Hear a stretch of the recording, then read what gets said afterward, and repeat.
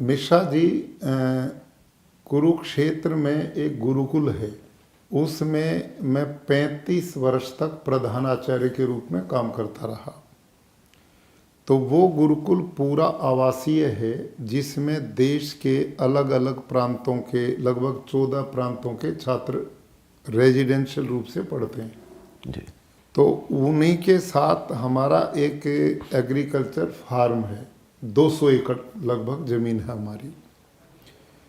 तो उन बच्चों को भोजन के रूप में जो खाद्यान्न दिया जाता था वो मैं फार्म से देता था, और लगभग 25 वर्ष तक मैं उसमें वही प्रक्रिया जैसे आम किसान करता है, यूरिया, डीएपी, पेस्टिसाइड, इसका प्रयोग मैं करता रहा। तो एक दो बार एक घटना घटी कि जब खेतों में मजदूरों से हम पेस्टिसाइड का स्प्रे कराते हैं, तो एक बार एक मजदूर की सूचना मुझे आई, जी वो छिड़काव करते करते बेहोश हो गया। उसको उठा के तत्काल अस्पताल ले गए, 2-3 दिन इलाज किया तो जीवन तो उसका बच गया। लेकिन मेरे दिमाग में एक विचार आया कि जो कीटनाशक इतना जहरीला है कि वो छिड़काव करते करते छिड़काव करने वाले की जान ले सकता है जी। और मैं तो इस जहर को फसलों पे डलवा रहा हूँ, उस खाद्यान्न पे जो इन मासूम बच्चों को खिलाया जाएगा। तो उस घटना ने मेरे को उद्वेलित कर दिया कि ये गलत है, ये जहर वाला काम खेती और ये अन्न साग सब्जी जो मैं बच्चे को खिलाता हूँ तो इनका भविष्य क्या बनेगा। तो मैंने विचार किया ये खेती छोड़नी है और मैं जहर मुक्त खेती की ओर बढ़ने के लिए मैं एग्रीकल्चर डिपार्टमेंट के लोगों से मिला जो कृषि वैज्ञानिक थे, और उनसे मैंने पूछा भाई इसका अल्टरनेट क्या है कि मैं रासायनिक खेती छोड़ दूं। तो उन्होंने मेरे को बताया जी इसका अल्टरनेट ऑर्गेनिक फार्मिंग है, जैविक कृषि है। तो मैंने 5 एकड़ लैंड में जैविक कृषि जैसे उन्होंने बताया वो किया। पिट बनवाए, उसमें गोबर डाला, कचरा डाला, उसमें जो अर्थवर्म केचुआ डालते हैं वो आयात किया हुआ है, भारतीय नहीं, वो मैंने उसमें डाला। वो महीने 2 महीने उलट पुलट करना पड़ता था, फिर उसे खाद बनती थी। तो वैसे मैंने खेती करनी शुरू की। पहले साल मेरे को कुछ हाथ नहीं लगा, वो इतने कीट उसमें लग गए और उनका कोई हल नहीं निकल पाया। और वो जो वर्मी कंपोस्ट था और गोबर की खाद थी, जब खेत में डालता था तो उसमें खरपतवार इतना पैदा हुआ कि उसकी लेबर बहुत पड़ती थी जी। और उत्पादन पहले साल लगभग कुछ मिले को मिला नहीं। लेकिन मैंने सोचा कोई बात नहीं, प्रयास करते हैं।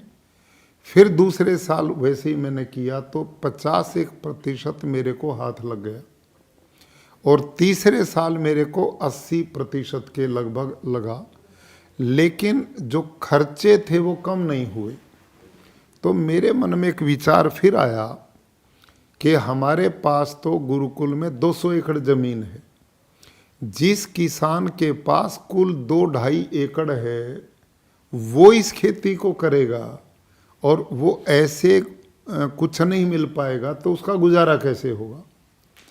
तो ये एक दिमाग में प्रश्न था मेरे।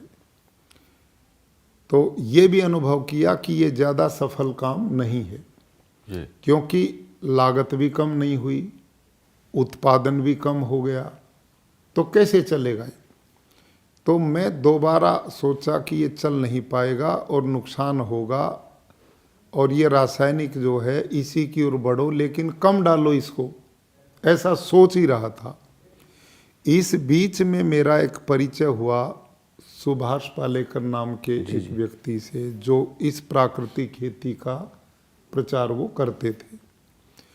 तो उनका मैंने एक शिविर लगवाया अपने यहाँ, कुछ किसान बुलाए और उसमें मैं स्वयं 4-5 दिन बैठ करके उस पूरे सिस्टम को मैंने समझा और मैंने दूसरे 5 एकड़ लेके पूरी विधि से जो बताया मैंने वो काम शुरू कर दिया। इतना आश्चर्यजनक लाभ हुआ कि पहले ही वर्ष मेरा उत्पादन कम नहीं हुआ, बढ़ा नहीं तो कम नहीं हुआ। और इसमें वो सब चीज़ें नहीं थी जो ऑर्गेनिक फार्मिंग थी। इसमें खरपतवार का झंझट कम हुआ, लेबर कम लगी, खर्चे कम हो गए और मेरा उत्पादन ठीक हो गया। तो मैंने अगले साल फिर उसको वैसे ही बढ़ाया, 5 एकड़ और जोड़ दिए, 10 एकड़ में किया, तो उसमें भी मेरे को सफलता मिली। अब मैंने देखा ये फिट काम है, मैंने एकदम 100 एकड़ में उसको कराया, 100 एकड़ में, और उसमें मेरे को पूर्ण सफलता मिली। अब बीच में मैं एक चर्चा जो हमें सुन रहे उन किसान भाइयों के लिए भी एक जानकारी के रूप में जरूर रखना चाहूँगा। मैंने तीनों तरह की खेती की, रासायनिक करता रहा, फिर मैंने ऑर्गेनिक जैविक खेती की, अब मैं प्राकृतिक खेती में आ गया। तो मैंने एग्रीकल्चर यूनिवर्सिटी के साइंटिस्ट से बात की और मैंने कहा भाई ये जो प्राकृतिक खेती मैंने की इसमें तो सफलता है, और आप जिसका प्रचार पूरे देश में भारत सरकार और सरकारें जैविक कृषि ऑर्गेनिक फार्मिंग पे बजट भी देती हैं, करवाती भी हैं, पिछले 30-35 साल से आप लगे हैं, ये लोकप्रिय क्यों नहीं हुई? इसके मॉडल क्यों नहीं मिल रहे?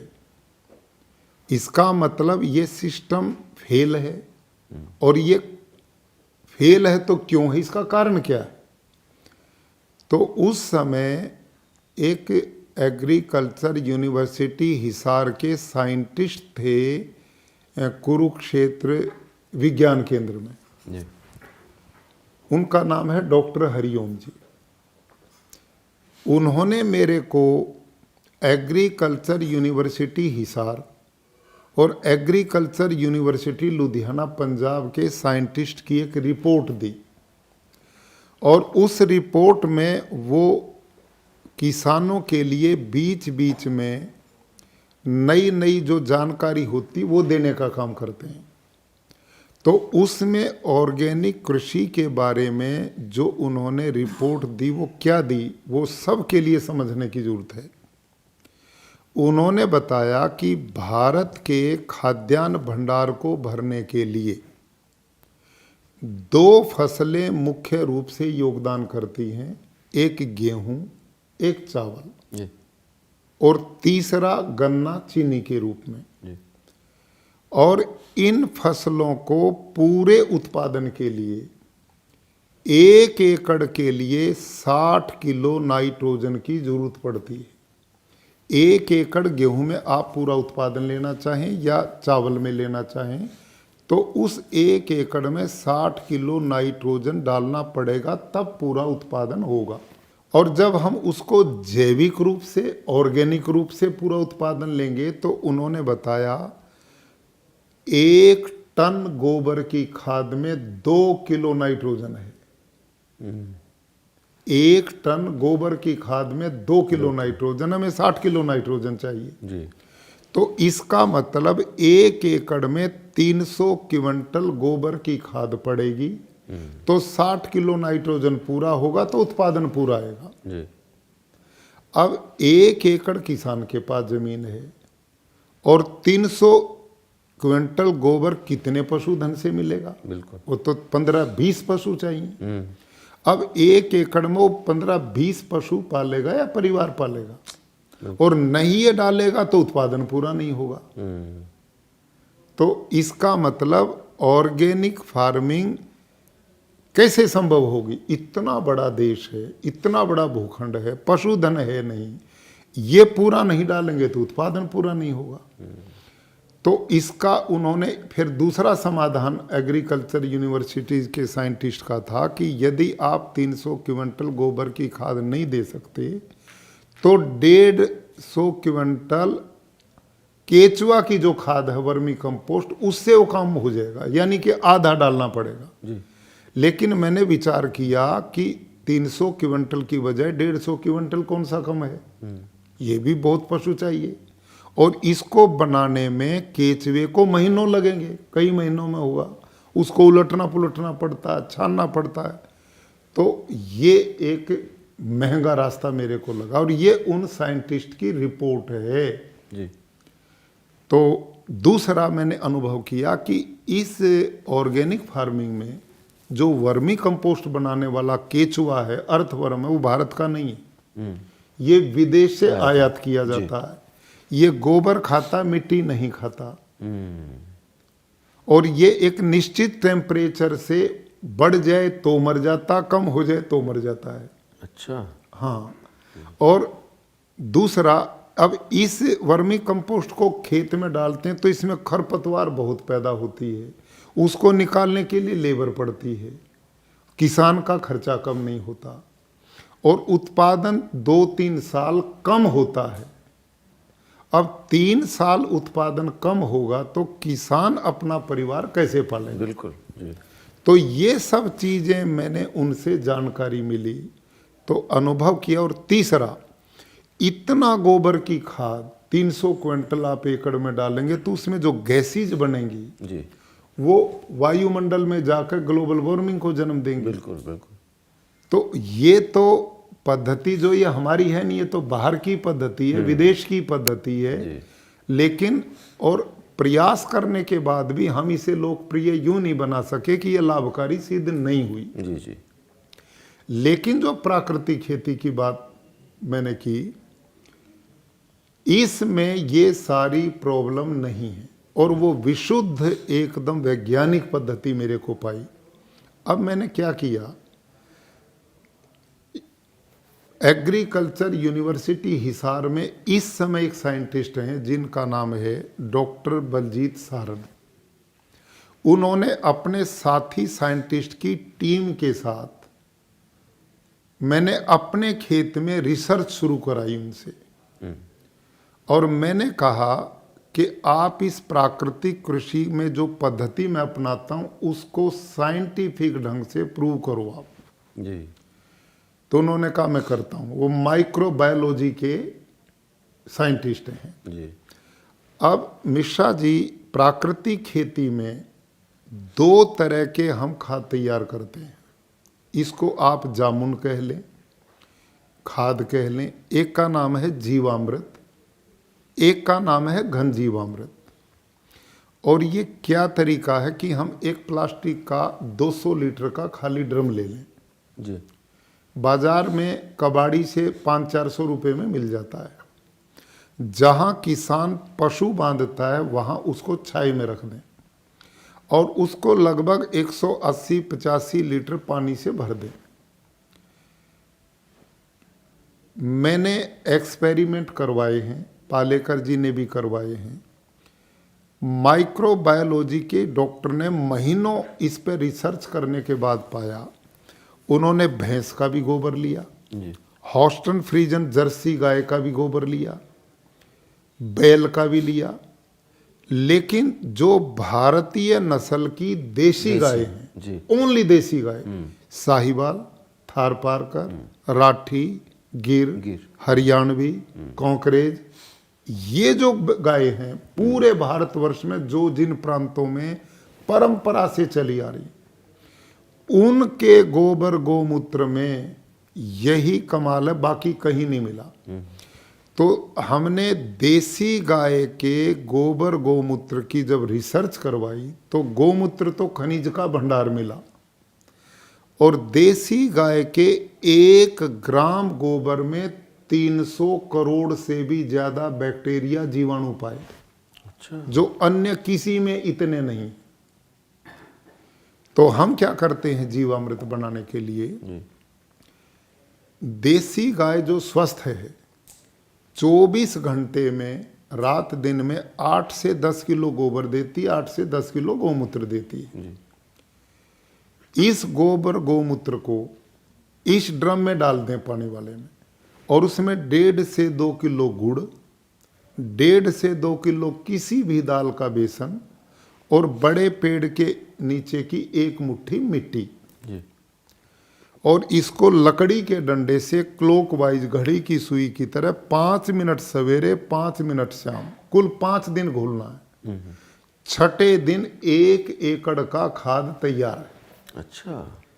अब मिश्रा जी दुनिया में 1 एकड़ का 6 दिन में खाद तैयार हो जाए कोई पद्धति नहीं। और हाँ, और इसमें साइंस क्या है वो सब किसान बंधुओं के लिए समझने की बात ये है कि देसी गाय के 1 ग्राम गोबर में 300 करोड़ जीवाणु हैं, तो 10 किलो गोबर में कितने होंगे जी? असंख्य होंगे। बिल्कुल। और मूत्र जो हो खनिजों का भंडार है, जो जमीन को तत्व चाहिए उनसे भरा पड़ा है। अब इन जीवाणुओं को खाने के लिए दाल का बेसन दे दिया हमने, वो प्रोटीन है जी। जब वो जीवाणु इस प्रोटीन को खाएंगे तो पुष्ट होंगे, बलवान होंगे, स्वस्थ होंगे। और गुड़ डालते तो मल्टीप्लाई होंगे, उनकी संख्या बढ़ेगी। और जो मिट्टी के जीवाणु हैं वो उनमें मिलके वो असंख्य संख्या में बढ़ेंगे, उनकी कोई गिनती नहीं, इतनी मात्रा में बढ़ते हैं। अब इस घोल को हम 6 दिन से 12 दिन के बीच में स्प्रिंकल के द्वारा और ड्रिप के द्वारा या खुले पानी में पानी के साथ इसको छोड़ दें, 1 ड्रम को 1 एकड़ में जी। तो ये पूरे खेत में फैल जाएगा। जब ये खेत में जाएगा तो ये वहां जामुन का काम करेगा। जैसे 1 क्विंटल दूध में 1 चम्मच दही डाल दें तो सारा दूध दही में बदल जाता है। ऐसे ही ये जीवाणु जामुन का काम पूरे खेत में जाके करेंगे और मिट्टी के जीवाणुओं से मिलके अनेक तरह के बैक्टीरिया वहां पैदा होंगे, अनेक प्रकार के। और ये बैक्टीरिया ही वो हैं जो 78% नाइट्रोजन आकाश में है उसको ये खींचेंगे जी। और ये पौधे की जड़ को देंगे। इसके अतिरिक्त हमें नाइट्रोजन, यूरिया, डीएपी बाजार की जरूरत ही नहीं, नंबर 1। नंबर 2, हमारी धरती में फास्फोरस, पोटास, जिंक, मैग्नीशियम ये तत्व पहले से ही विद्यमान होते हैं जी। लेकिन ये सारे तत्व धरती में होते हुए अपने आप पौधे के भोजन का निर्माण नहीं करते। उदाहरण के लिए, बहुत मोटा उदाहरण, हमारे घर में किचन, रसोई है सबके घर में। रसोई में नमक भी है, तेल भी है, आटा भी है, दाल भी है, सब्जी भी है, सारी चीज हैं, लेकिन उससे अपने आप भोजन तो नहीं बनेगा। अपने आप तो नहीं बन सकता जी। सारी चीज है लेकिन भोजन नहीं बनेगा। भोजन कब बनेगा? जब हमारी माता बहन उठेगी, वो आटे को परात में डालेगी, पानी से गूंदेगी, चपाती बनाएगी, दाल उठाएगी, सब्जी काटेगी, छौंका लगाएगी, पकाएगी, तभी वो भोजन तैयार होगा खाने के लिए। बिल्कुल जो काम रसोई में हमारी माता बहन करती है वही काम किसान के खेत में जीवाणु करता है। जो तत्व धरती में है, फास्फोरस है, जिंक है, पोटास है, मैग्नीशियम आदि जो तत्व हैं, वो गांठ बनाए पड़े हैं। उनसे उनको तोड़ के भोजन बनाने का काम पौधे के लिए जीवाणु करता है जी। तो धरती में जितना जीवाणु बढ़ेगा उतना धरती का ऑर्गेनिक कार्बन बढ़ेगा। लेकिन जो रासायनिक खेती है वो इन जीवाणुओं को मारने का काम करती है।